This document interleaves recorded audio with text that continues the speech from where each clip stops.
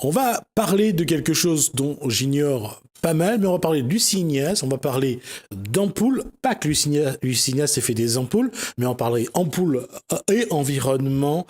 Alors ça va être dans Gadiam Réunionnais.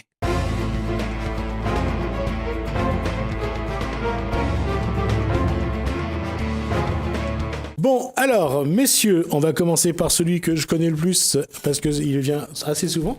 Bonsoir, Bernard Minacci. Bonsoir, Jismi. Alors, Guillaume, tel qu'il bonsoir. est. Bonsoir, Jismi. Donc, bonsoir, Alliance Tissu. Oui, Alliance Tissu. Je suis manager de Lucie Ignace et de Florent Kawashi, son compagnon, qui est champion du monde de Kawan, et de Mathieu Grondin, dit le Kraken. Voilà. D'accord, le Kra. Le Kraken, c'est son surnom dans le MMA alors, mondial. Est-ce qu'il y a quelqu'un à toute cette table qui sait c'est quoi un Kraken? Je laisse le choix. D'accord, on va juste après. Donc ça va être marrant, juste après.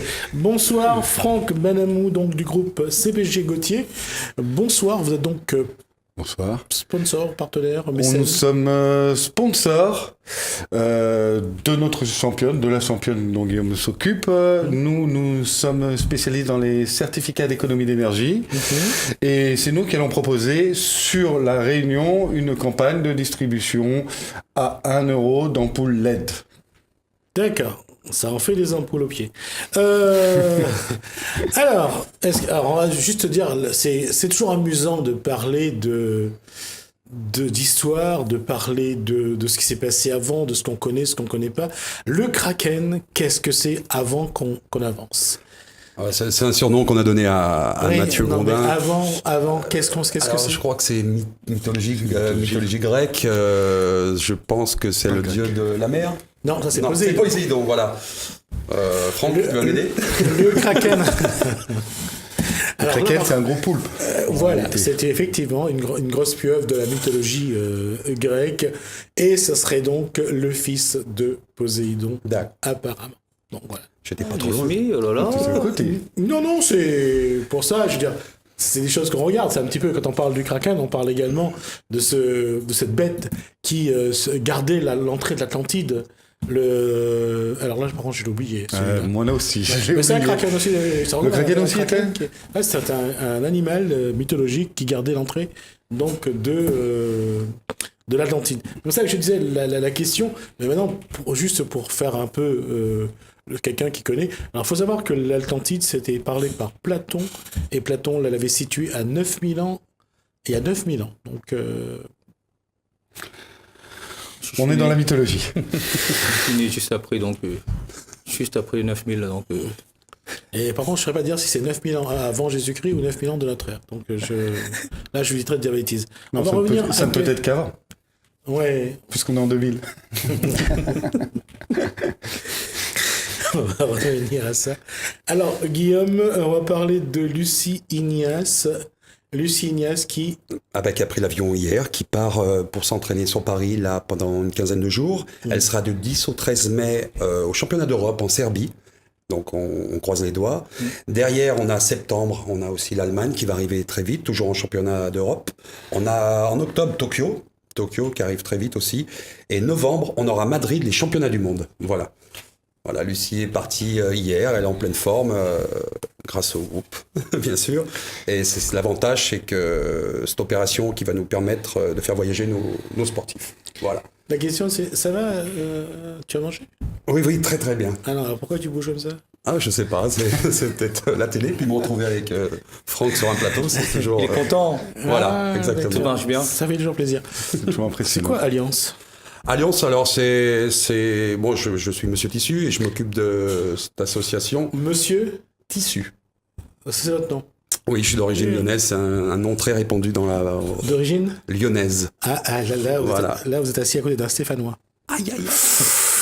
La SSE. Non, mais on aime aussi. J'ai rien contre Saint-Étienne. D'ailleurs, très jeune, j'étais supporter de Saint-Étienne dans les années 70. Il faut pas le dire pour un Lyonnais. Non, mais on est à La Réunion, c'est pas pareil ici. C'est pas bon, d'accord, très bien. Alors, l'Alliance, oui, donc on s'occupe de 4 grands sportifs champions du monde. Donc, comme je disais, Mathieu Grondin, on a Lucie Ignace et on a aussi Fazar Ali qui est sur Madagascar, qu'on suit aussi. C'est un de mes... Alors, Mathieu Grondin, lui, c'est quel Alors, il est dans le MMA. MMA, il est champion du GFA Discipline. Alors, discipline MMA et pancrace, c'est la boxe avec la lutte. D'accord. Voilà. Donc, il est champion, il a une ceinture internationale aussi. Là, on doit partir aussi en Chine très bientôt. Voilà, pour préparer une grande organisation. Et il est le champion de MMA de la Réunion au niveau des 93 kilos. Voilà. Lucie plus dans le karaté et Florent dans le kickboxing. Voilà. D'accord. Qu'est-ce qui explique qu'aujourd'hui, Bernard, aujourd'hui, est-ce que c'est une structure qu'on met en place pour pouvoir soutenir les sportifs ou artistes réunionnais? Ben, je pense que quand un individu commence à faire une activité, que ce soit la musique, le sport, avoir un sponsor, avoir des gens derrière, c'est très intéressant déjà pour déjà le côté moral de le sportif, et savoir souvent des fois qu'on a un combat en Chine, qui va payer le billet, et quand on tombe sur des messieurs comme Franck, je pense qu'il est bienvenu, et surtout pour les sportifs, que ce soit dans les domaines qu'on fait. Moi, tu me connais dans la musique, même dans la musique, on est toujours bien suivi. Voilà. Moi, je pense que c'est nécessaire en fait aujourd'hui d'avoir un sponsor. Voilà. Finalement, à entendre les Guillaume et Bernard, c'est vous la lumière de cette Alors, plateau? moi, personnellement, le groupe CPG, oui. En fait, vu qu'on va participer au développement environnemental de la Réunion, en même temps, il nous paraissait logique de développer un petit peu le côté associatif en participant à travers Guillaume à ce type d'événement. Donc ça fait partie d'un ensemble pour nous de pouvoir développer sur plusieurs catégories différentes des programmes, tout simplement. Alors, d'abord, c'est quoi le groupe CP Gauthier? Alors, le groupe CPG Gauthier, c'est un groupe, en fait, le groupe Gauthier, c'est un groupe qui est un groupe de métropole du Puy-en-Velay, qui a déjà une 50aine d'années d'existence, qui était à la base spécialisé dans tout ce qui est fenêtres et huisseries. On va juste se situer où est Puy-en-Velay? Le Puy-en-Velay, c'est en plein milieu de la France, en pleine Auvergne. D'accord. Maintenant, Voilà. De là, il y a quelques années, le groupe Gauthier a fait une partie du groupe qu'il a appelé CPG, qui s'occupe de tout ce qui est certificat d'économie d'énergie. Les certificats ont été mis en place il y a quelques années. Les certificats d'économie d'énergie, c'est à travers le pôle de l'État, puisque c'est l'État qui est garant de tout ce type d'opération. On va proposer différents programmes, type comme celui qu'on est en train de mettre en place, des ampoules, le pack de 10 ampoules LED A++ à 1 €. Alors, on va revenir là-dessus parce que je pense que ça va être important, surtout de faire comprendre le AA. Le A++, en fait, c'est une catégorie qui nous est donnée par l'État français sur une norme française qui garantit une économie d'énergie, qui garantit un type de sécurité, qu'une ampoule n'ait pas de défaillance, qu'il n'y ait pas de problème au niveau lumineux, au niveau des yeux, et qui garantit une garantie aussi dans le temps. D'accord. Dans le temps, là, on va juste... C'est-à-dire on part sur minimum 15 000 heures. Ce qui nous amène en jours et en mois. Il faudrait que j'ai une calculatrice pour faire la division. D'accord. Alors, on va essayer de faire ça. 15 000 heures. Divisé par... disons que vous éclairez la maison grosso modo 4 heures par jour, en moyenne. Mm-hmm. Donc on va dire 15 000 heures divisé par 4, 4 x 4, 16, on est à 4 000 jours. Ce qui devrait durer à peu près 4 000 jours, on est un peu plus que 10 ans. Donc une ampoule qui peut tenir aussi longtemps, aujourd'hui, c'est rentable, c'est à faire? Eh bien, l'avantage, c'est que il y a deux avantages à cela. Le premier, c'est que vous allez faire une économie d'énergie d'environ située entre 10 et 20%. Et puis, dans un second temps, l'avantage que vous aurez, c'est que vous ferez du bien à la planète. Parce qu'utilisant moins d'énergie, vous utilisez moins d'énergie fossile, donc vous dégagez moins de gaz carbone. Donc vous faites du bien à la planète. Donc ce qui veut dire qu'aujourd'hui, le groupe Gauthier s'installe à La Réunion, c'est ça?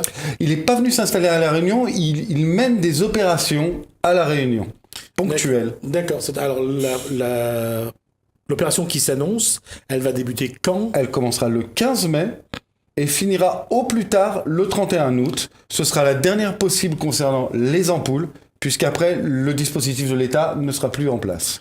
D'accord. Parce que quand on parle de dispositif d'État, c'est que l'État finance finance quoi? ils financent les ampoules pour que vous puissiez les récupérer. Un pack de 10 qui vaudrait naturellement dans le commerce autour de 40-45 euros. Vous pourrez le récupérer grâce au certificat d'économie d'énergie à 1 euro. Le pack de 10 ampoules. D'accord. Ce qui veut dire que comment va se passer ces opérations auprès du public? Alors, très simplement, nous avons plusieurs points de distribution, de vente, qui se feront sur les Jumbo Sainte-Marie, Jumbo Le Port, sur Leclerc Butor, sur Leclerc Sainte-Marie, et il y a aussi Jumbo Saint-Benoît. Jumbo Saint-Benoît, merci. Voilà. Donc, en fait, on a mis 6 points de vente en place pour pouvoir procéder à cette opération-là, qui durera en tout 2 mois et demi. D'accord. Combien d'ampoules vous allez essayer d'écouler? 3 600 000 ampoules. D'accord, ces ampoules sont déjà à La Réunion? Alors, il y a une partie qui devrait arriver justement, une partie devrait arriver demain, le temps de la mise en place, etc. Donc, on sera en place à partir du 15 mai. Je vais me faire ce petit plaisir. Comment vous allez mettre au courant le public? Et pas par vous déjà. Dans un premier temps par vous, ensuite il y aura par voie de presse, ensuite on a tout ce qui est réseaux sociaux, évidemment. Voilà, c'est déjà pas mal. Et puis la campagne est mise en place par notre collaborateur ici. En même temps, j'en profite pour faire la visibilité de tous nos sportifs. D'accord. Et qui nous suivent aussi sur la com, qui jouent le jeu, voilà, que tout le monde passe à l'écho, aux ampoules écho. Les champions suisses seront de passage sur nos stands. Voilà. On n'a pas encore les dates exactes, mais a priori, ils seront sur les stands. D'accord. Ok. Aujourd'hui, une telle opération, ça a un coût. D'abord, quel est le coût? Et à vous, qu'est-ce que ça vous rapporte? Alors, en termes de coût, une ampoule livrée à La Réunion a un coût d'à peu près 1,25 €. On parle du coût de Une revient. ampoule. On parle du coût de revient? Oui. Prix de D'accord. revient rendu D'accord. 1,25 €. Ceci a rajouté peut-être les octrois de mer, etc. etc. Le fait est que nous travaillons sur les certificats d'économie d'énergie, c'est-à-dire que en réalité, le rendu de notre opération à nous ne sera effectif que lorsqu'on aura remis et entre guillemets récupéré la quantité de carbone non développée et on l'aura remis sur le marché des pollueurs. Expliquez-moi ça. En fait, le dispositif de l'État a été mis en place de sorte que vous créez une économie d'énergie, donc une économie de kilocarbone. Cette économie kilocarbone sera revendue aux entreprises les plus polluantes. D'accord. Et donc ça, c'est vraiment une opération menée avec l'État. Tout à fait. C'est le PNC2E qui a mis en place. C'est un organisme d'État. C'est le pôle national des certificats d'économie d'énergie qui a mis ça en place. C'est sous sa tutelle d'ailleurs que nous travaillons. C'est elle qui valide l'opération et c'est elle qui va vérifier à chaque point que notre opération est conforme. D'accord. Alors, quelque chose de pratique et un peu domestique d'ailleurs. Vos ampoules sont à vis ou à baïonnette? Eh bien, nous aurons les deux. Nous aurons ce qu'on appelle le E27 et le B22, c'est-à-dire le modèle à vis et le modèle à baïonnette. Quand tu as dit le B22, j'ai entendu le B52. Ah non. On bombarde personne en ce moment. La question aujourd'hui, une telle opération au niveau régional, au niveau de la Réunion, mais vous faites ça au niveau national également? Alors, on a eu fait ça au niveau national. On a eu fait ça aussi on a fait ça en Corse. On a fait ça aussi de l'autre côté, dans les Antilles françaises, évidemment. Et puis, c'est une opération qu'on a décidé de terminer, entre guillemets, puisque le protocole national se terminera au 31 août. Donc, on finira à La Réunion. Ce seront les dernières ampoules qui auront la possibilité d'être vendues par 10 au prix de 1 €. D'accord. Et qu'est-ce qui vous a incité à dire que vous pouvez accoler votre produit à des champions réunionnais? Comme je vous l'ai dit précédemment, en réalité, c'est que on essaye de pas simplement faire une simple distribution dans un territoire ou un département d'outre-mer. On essaye aussi de faire vivre et par la culture ou bien par le sport, de faire s'épanouir les talents. D'accord. Alors, pour vous deux qui travaillez avec, enfin, qui est en partenariat avec monsieur Franck Benamou, la question c'est comment vous voyez cette opportunité-là, comment vous la vivez? Et je reviendrai après avec Bernard sur le côté environnement, mais d'abord sur le côté pouvoir avoir des moyens pour pouvoir faire avancer les choses pour vos poulains. Voilà, c'est vrai qu'on est à 12 000 km et on nous oublie parfois, enfin même en tant que sportif, ça soit même en tant que musicien, on est toujours un petit peu en retard, c'est-à-dire que on va inviter un métropolitain sur un événement, il n'a pas 12 000 km à faire. Nous, il faut trouver des solutions d'aménagement d'horaire, aussi financières.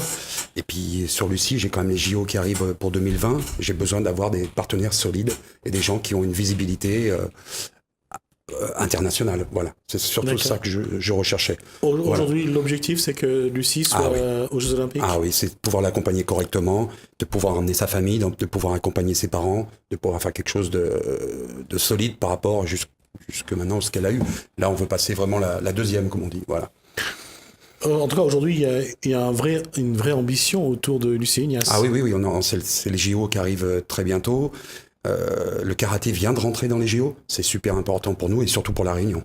Voilà, j'allais rajouter, effectivement, Lucie, c'est une rayonnaise avant tout aussi, c'est de pouvoir avoir une rayonnaise aussi au haut niveau. Je pense qu'il n'y a pas photo, il faut un suivi, il faut donner les moyens. Il faut donner les moyens, quoi. Et les moyens, il faut les faire. Quand les collaborateurs comme ça, je pense que c'est vraiment le bon point pour Lucie, pour la Réunion aussi, surtout. D'accord. Voilà. Et sur l'aspect environnemental, c'est la question que je voulais poser à Bernard Minacci.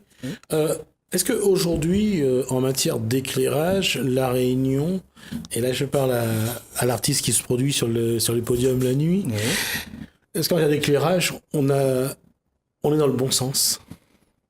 Dans le bon sens, je ne sais pas, je ne suis pas spécialiste d'éclairage, mais je veux dire que si on part sur la technologie, avec tout ce qu'on a aujourd'hui comme proposition, d'ailleurs, ce qu'on propose, c'est qu'on a le choix aujourd'hui de faire une proposition, d'avoir des ampoules qui coûtent déjà moins cher, qui ne polluent pas l'atmosphère, donc je pense qu'il n'y a pas photo. Ce soit qu'on est spécialiste ou pas, si on a une maison, on a des ampoules qui durent 15 000 heures, je crois que le choix il est vite fait. Et après, sur les scènes, aujourd'hui pareil, il y a des entreprises, il y a des professionnels qui se mettent au goût du jour avec des nouveaux styles d'éclairage, mais on reste toujours dans l'éclairage qu'on avait. C'est vrai qu'aujourd'hui, l'éclairage solaire, ça commence aussi à faire son... Je vais dire, ça commence aussi à être sur la Réunion, l'éclairage solaire, mais je pense que après je suis pas un spécialiste, comme je te dis, Jismi, mais tout ce qui dit environnement, protection, je pense que c'est bon à prendre pour tout le monde, quoi, pour les enfants, pour le pays, pour tout. Et ça, c'est quelque chose que j'attends. Je veux dire, 1 euro, 10 ampoules, il va y avoir des moments particulier, épique autour des stands. On l'a vu avec le pot de Nutella. Le fameux pot de Nutella. En métropole. Oui, tout à fait. Et ça a fait... on a vu que parfois, les gens aiment beaucoup le chocolat. Écoutez, si les gens, ça leur permet de faire des économies d'énergie, si en même temps, ça fait du bien à la planète, pourquoi pas ? Oui. Pourquoi pas ? On ira plutôt dans le sens du mieux. Du sens du mieux. On essaiera de réguler les gens au mieux possible, de les servir au mieux possible, et puis que tout se passe au mieux. Ce qui veut dire que, alors, pour une population de 850 000 habitants, vous avez 300 000 paquets de 10 Tout à fait. À déposer, c'est ça ? Tout à fait. Tout à fait, pour que chaque foyer puisse bénéficier de ce dont ils ont droit par l'État. Vous allez être sûr que vous allez vendre à chaque famille ? Pas à chaque famille qui va envoyer son enfant pour récupérer une boîte. On fait confiance au sens civique des gens. Ah, ça c'est joli. Dites-le. On fait confiance au sens civique des gens. C'est-à-dire que effectivement, il n'y aura pas un contrôle systématique qui sera fait, mais dans la mesure du possible, lorsque l'on va vendre un kit, les gens vont signer une attestation. Très simple, nom, prénom, adresse, et en bas il y aura une case à cocher dans laquelle il est indiqué qu'ils s'engageaient à les placer chez eux. Donc, jouons le jeu. D'accord, puisque vous y croyez, on va y croire avec vous. On va essayer d'y croire, tous. Ah, bah, moi, je serai là pour voir ça, moi. Surtout, on donne rendez-vous à tout le monde à partir du 15 mai, bien Donc, sûr, les bien galeries, entendu. On est dans les grandes surfaces, alors venez prendre vos ampoules. On est là jusqu'en août. Donc voilà, je pense que là, l'appel, c'est que... Voilà. D'accord. Ok, ça marche. Écoutez, moi, je ne peux que vous dire que ça se passe comme vous le souhaitez. En tout cas, moi, je vais tout de suite faire le point sur le COSAIDI dans notre commune. À tout de suite.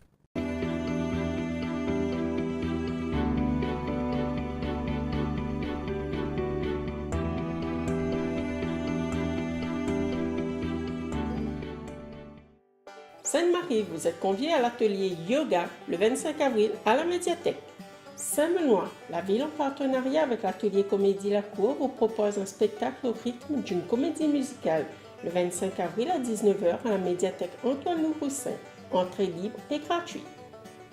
Saint-Benoît, la ville vous propose un atelier d'initiation radio-vidéo web le 25 avril de 14h à 16h et le 28 avril de 14h à 16h à la médiathèque Antoine-Loup-Roussin, réservé aux jeunes de 8 à 12 ans. Inscription au 0262 508 820. Le Tampon, la MJC du Tampon, en partenariat avec la ville, vous propose des initiations aux activités hip-hop, gym, arts plastiques et self-défense de 16h45 à 18h. Voir programme sur le site. Info, inscription, demandez Laurent au 0692 408 078. Saint-Benoît, la médiathèque Antoine-Loup-Roussin vous invite à l'exposition de Michel Laurent Dreux du bleu océan au basalte bleu, les oiseaux endémiques de la Réunion. Jusqu'au 27 avril, entrée libre et gratuite. Sillaos, vous êtes conviés à la course Sillaos Women Trail le 28 avril. Saint-Joseph, la ville vous convie à la nouvelle exposition qui vous amènera sur les traces de Jules Hermann, auteur de Les Révélations du Grand Océan, jusqu'au 29 avril à la médiathèque du Sud Sauvage. Le Tampon, vous êtes invité au foulée de la trisomie le 29 avril à la plaine des Cartes Bois-Murat. La Possession, le parc national de la Réunion, en partenariat avec la COR et avec le soutien du CCEL, organise Nuit sans lumière jusqu'au 29 avril. Les Avirons, venez découvrir une exposition de monde partout la langue ici, réalisée par l'Office la langue créole jusqu'au 31 avril à la médiathèque des Avirons. Petite-Île, vous êtes invité au festival Comédie du 25 avril au 5 mai à la salle Le Fongourin. Étant Salé, vous êtes conviés au marché aux fleurs le 2 mai de 6h à midi au stade Gilbert Delgare. Saint-Denis, vous êtes invité à la 10e édition du festival électropical du 2 au 5 mai sur plusieurs scènes de l'île. La Réunion, vous êtes conviés à l'événement Run en détour du 4 au 19 mai. L'Entre-deux, l'Office de tourisme organise pour sa 5e édition les artisanales les 4, 5 et 6 mai à la salle des fêtes de l'Entre-deux. Brapanon, la ville vous invite à sa traditionnelle foire agricole de Brapanon du 4 au 16 mai. Saint-Denis, le Racing Club Saint-Denis organise une matinée consacrée à la marche nordique le 6 mai de 7h à 9h au cœur vert familial.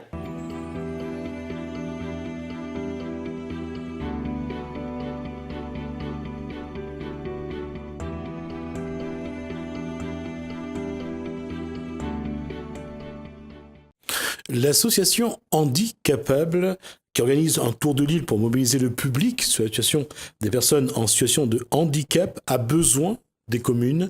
Cédric Busman est revenu sur ce plateau pour lancer un appel. C'est dans Gadian Réunionnais.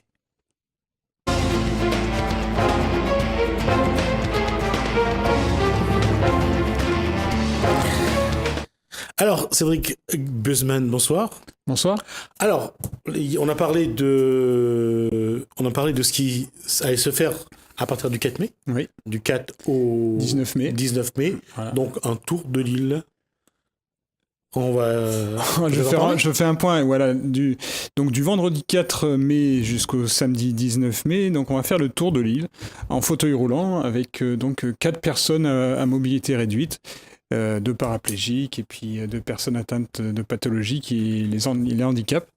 Donc voilà, donc ça va se faire on va partir symboliquement du centre de rééducation du Tampon où j'ai rencontré une personne qui a fait le tour de Mayotte, Abdi, appelé Docteur Léo. Et voilà, on part de ce centre de rééducation au Tampon, on finit la première étape à Saint-Pierre, et après, dès le lendemain, on est parti sur Saint-Louis, Étang-Salé, etc. Et on va faire le tour de l'île pour finir. La dernière étape, ça va être Saint-Joseph, Saint-Pierre. Voilà.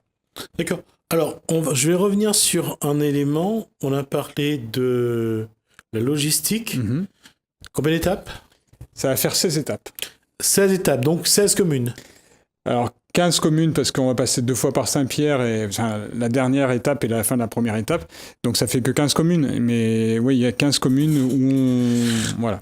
15 communes où vous allez passer la nuit. Tout à fait. On va passer la nuit, se reposer un petit peu, on va manger également, etc.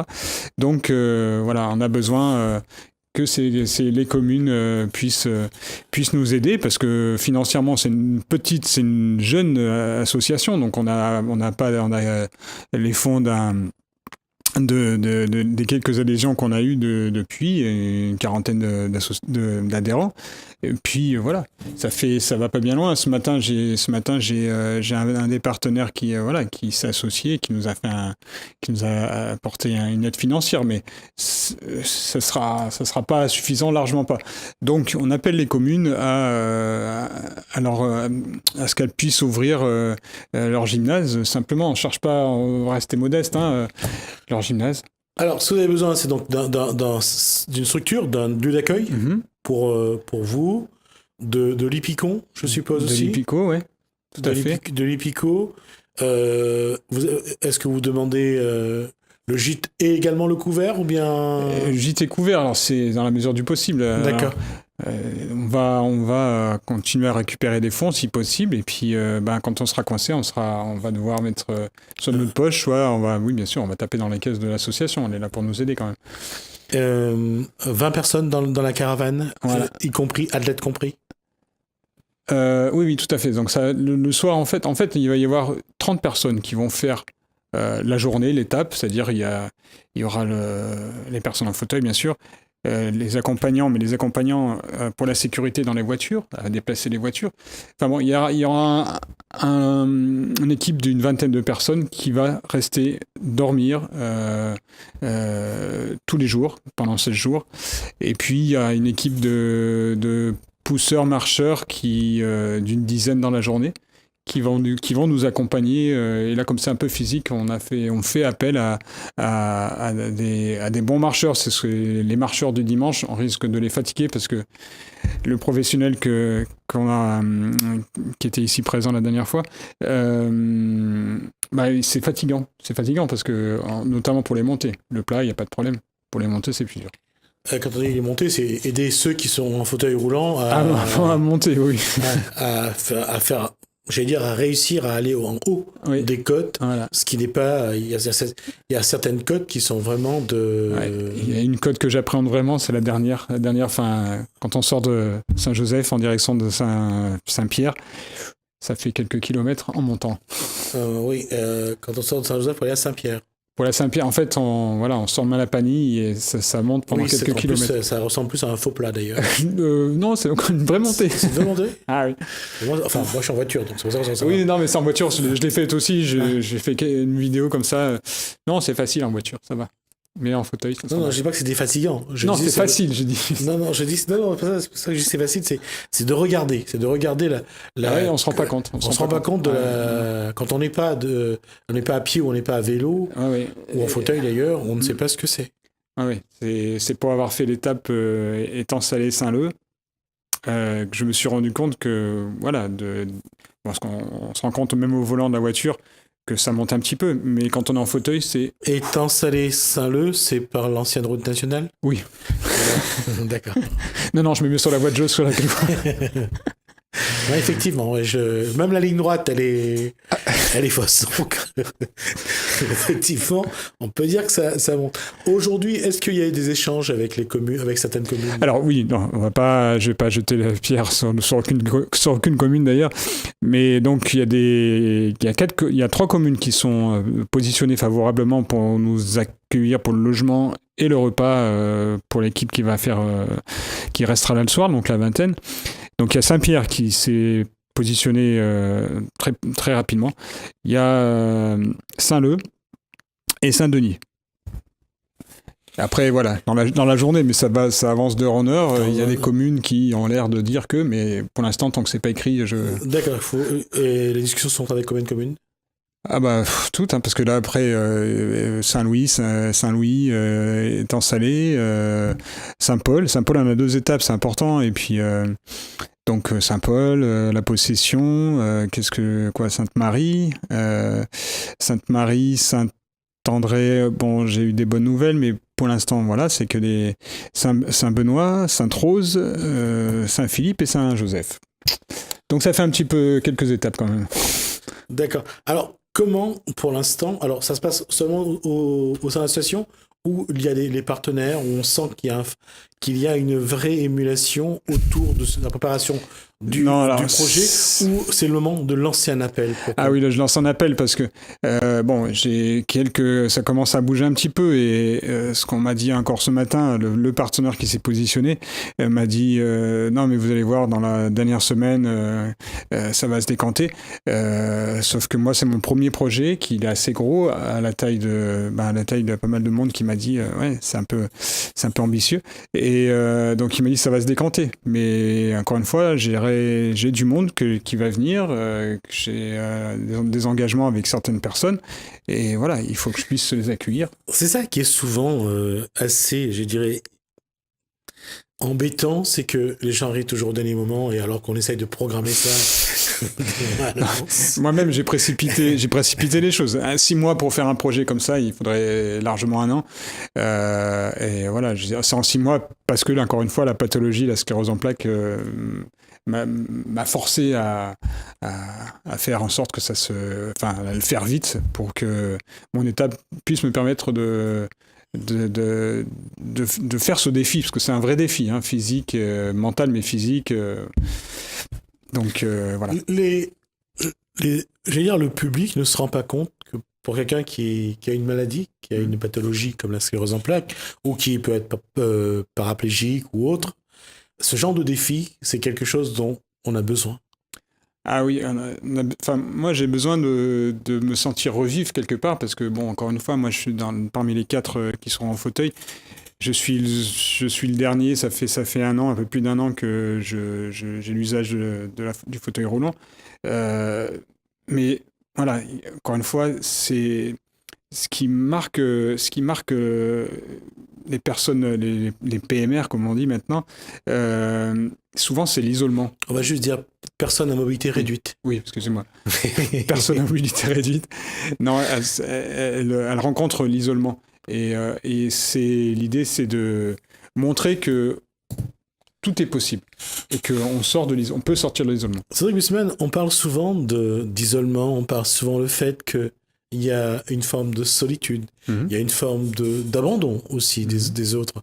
Mais on en parle, et on a l'impression que parfois le public qui ne vit pas ce genre de maladie, de pathologie, ne se rend pas compte vraiment de ce que ça amène d'être atteint d'une maladie, que ce soit de la sclérose en plaques, de paraplégie ou autre.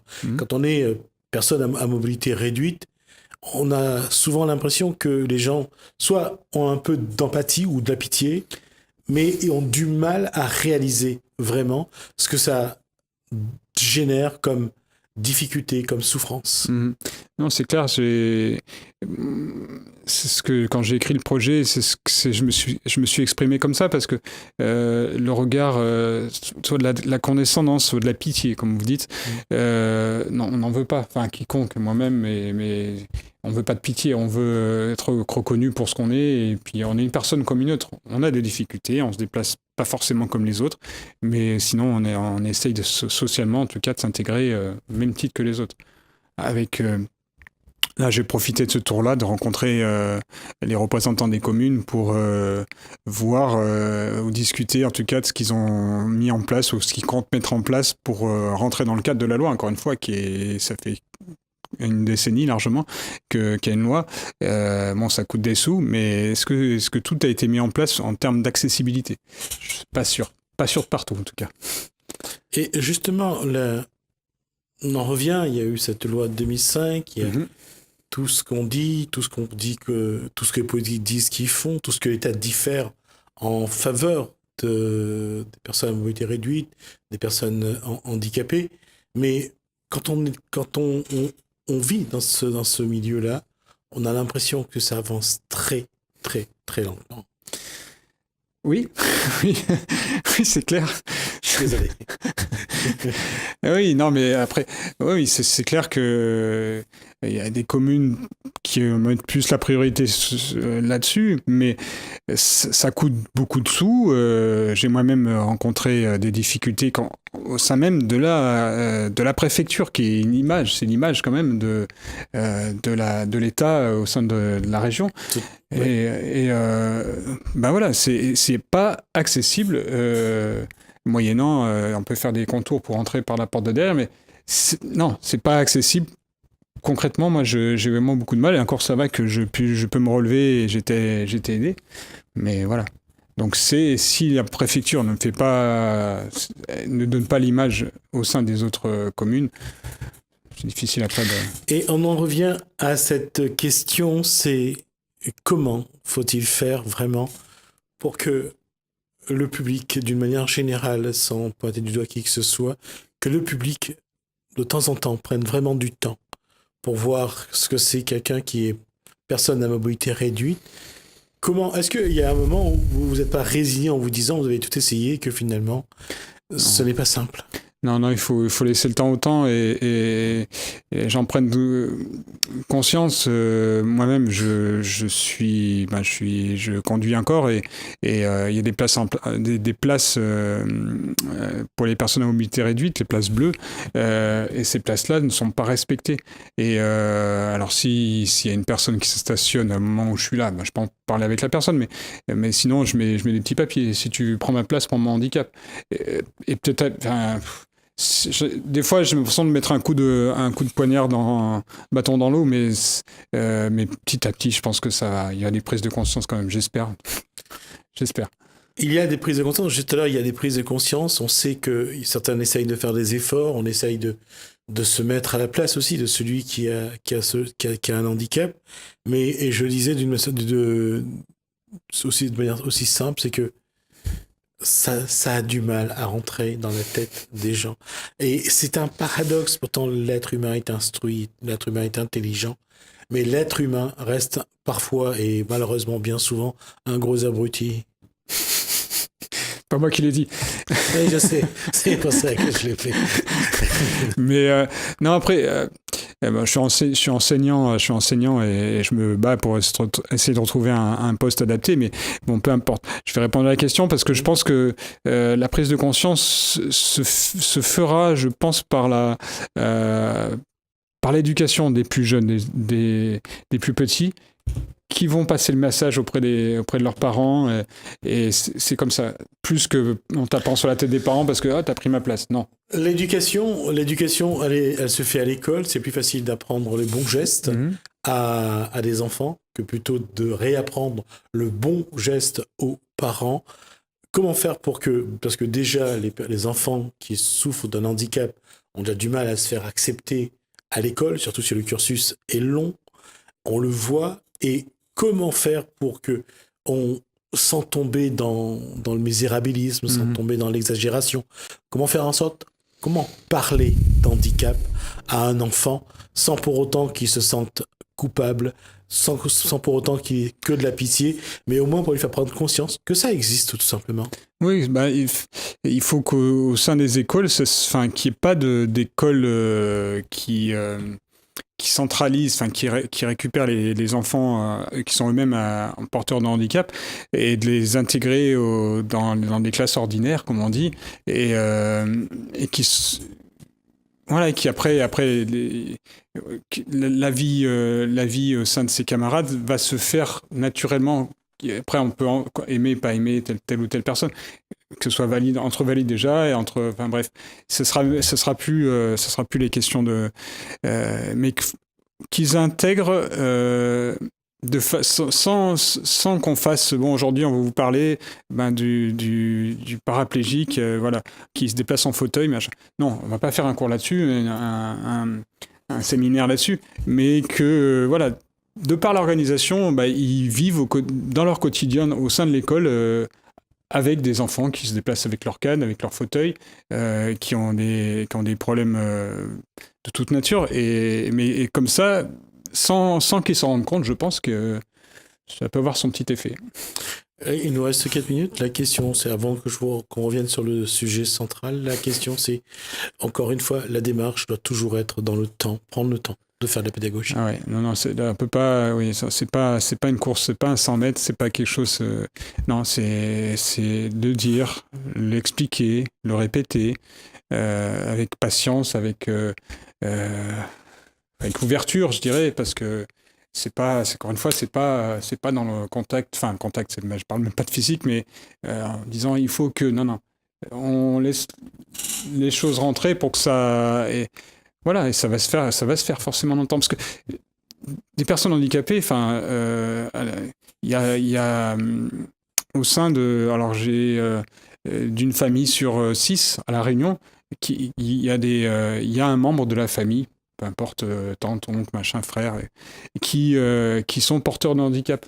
Donc quelque part, c'est ancré, donc ils le voient, même si on est petit, on le voit. Il est différent au départ, on va dire, il est différent. Et puis voilà, il a ses qualités aussi. Enfin bref. Donc.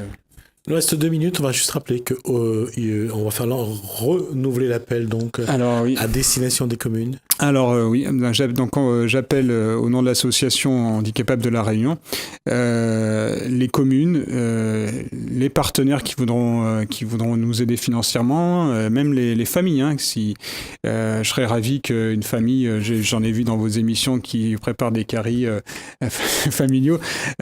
Voilà, donc des communes. Bon, je vais pas toutes les citer parce que ça fait un peu beaucoup, mais vous voyez, donc on a un site, le site autour de l'association qui s'appelle, donc je peux donner la référence, donc www.handicapable avec un S à la fin 974 tout attaché en minuscule .re, et dessus donc il y a différents onglets, dont un onglet aide, et puis voilà, vous inscrivez pour nous accompagner en tant que porteur, en tant qu'accueilleur, et voilà, ça sera très bien. D'accord, merci. En tout merci cas, à vous. Cédric Merci Guzman, beaucoup. merci d'être revenu pour nous donner ces informations. On vous recevra encore de toute façon concernant d'autres actions pour parler de ce qui s'est passé pendant ces 15 jours, du 14 donc au 19. Volontiers. Au 19 mai, on verra un petit peu comment l'action a été vécue, perçue, et si le message est passé, même si c'est pour que quelques jours. Merci Cédric Guzman. Merci beaucoup. On arrive à la fin de cette émission. Merci à vous de nous avoir suivis. Donc, on d'abord vous remercie donc pour votre fidélité. On remercie François et Hélène donc pour leur collaboration. Moi, je vous souhaite un très bon début de soirée sur Télécréole. Je vous dis à bientôt.